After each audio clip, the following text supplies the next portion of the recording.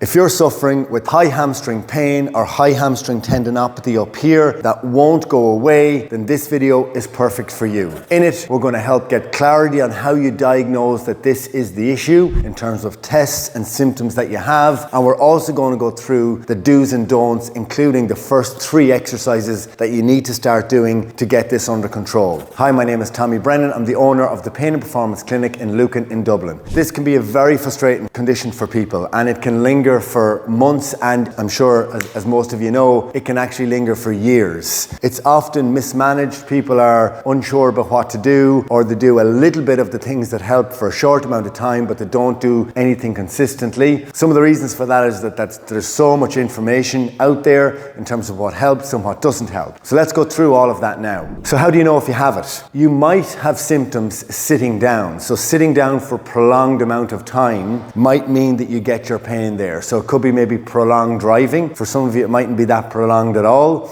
Sitting on a hard surface, you can often feel that pain there. It's when the tendon is compressed against your sit bone. That's what irritates it. And it can cause pain here, but it can also cause diffuse pain around the area. It can spread a little bit. Now, it can be confused for lots of other issues and conditions. And if this issue is treated like a typical hamstring injury, like a hamstring tear, that absolutely won't make it better, and it can oftentimes irritate the symptoms and make it a little bit worse for you. Then you can get disheartened with it. Other things that do not help that are quite popular are lots of stretching. People stretch and foam roll their hamstrings. They will either do nothing or irritate it. And then the passive approach of just leaving this to get better isn't one that's going to work out well for you at all. Rest does not help with this. This is tendon in nature, and it needs time plus loading to get this better. It's one of those issues though that people don't need to stop completely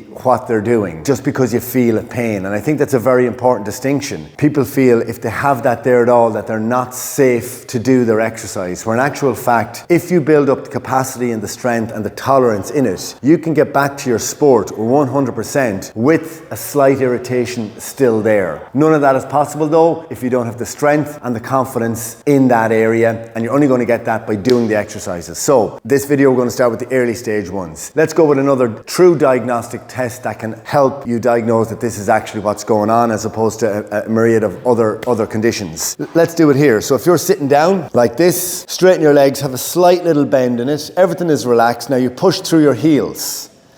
So here in this position, with the affected leg first, let's say you lift it up and you get a normal sensation in the left leg here. And then you change it like that. If you have this issue, it can be difficult to even get up there depending on how sensitive it is, but you usually get a specific pain right up in that area, and you might also get a sensation down your leg a little bit. That's a pretty good one to diagnose this issue. And if that's what it is, it's not going to respond well to just rubs, manual therapy, or stretches. When you're stretching it like that, trying to stretch it, that compresses the tendon against the sit bone, and it can irritate it. And if you're suffering with this, you can be testing it yourself and constantly giving that a go. I would encourage you to stop doing that, definitely in the early stages. At the end stage, we will move on to exercises where you do have to compress it, but that's only when it's ready for that. So let's get into the few early stage exercises. The first one we're going to do is a single leg bridge. Now, you might be sore and achy with this in general. I don't want that to discourage you from doing these. You have to think of these exercises almost as a painkiller. So you should be trying to do this maybe even twice a day. If you're sore, it means don't stretch it, foam roll it. Rub it really, go and do these exercises. In it, you're going to feel the area working, but at the end of the exercises, you should feel less irritation in the area, or you're able to move about your day a little bit better. So if you have a long car journey or you're sitting in the office all day, it's a good idea to try and get some of this stuff done before you do that. So the first exercise, lying on your back, bring the other leg up. Now, put all your intent through the heel and also try and squeeze the glute here. And hold it here for 10 to 20 seconds. If you can't do that, hold it for 3 to 5 seconds, wherever your starting point is. But I want you to hold that there for a good 20 seconds. Take a break. And go again. Intent through the heel, drive up through here and squeeze it. So you might do these 20-second holds, and maybe you're going to do 8 to 12 of those in a set. It's pretty fatiguing, but that can help with the area and help with pain relief. That's your first exercise. The second exercise, we're going to work more around the area, just putting a band on you. And in this exercise here, I want you to feel it more on the outside of the hips, in around the glute a little bit more. It's not quite as targeted as the last one, but it is the second exercise we're going to do. Push the knees out as far as you can and pump up and down. So these frog pumps. So I have outward intent with my knees into the band. I'm pushing up and down. I might do maybe, depending on the strength of the band, I might do 6 to 10. I can really feel those areas working. Take a little break. Go again. Up and down again. So that's 1 rep. You might do 6 or 8 of those in a set, depending on the strength of the band and the sensitivity of the tendon and also your own capacity. But there's our second exercise. And then the third and final exercise that's going to help with pain relief here. Wrap a band around your foot. Lie down, keep your pelvis flat to the ground, and have some intent with your heel up into the band. So as I'm go to where there's sufficient tension on it.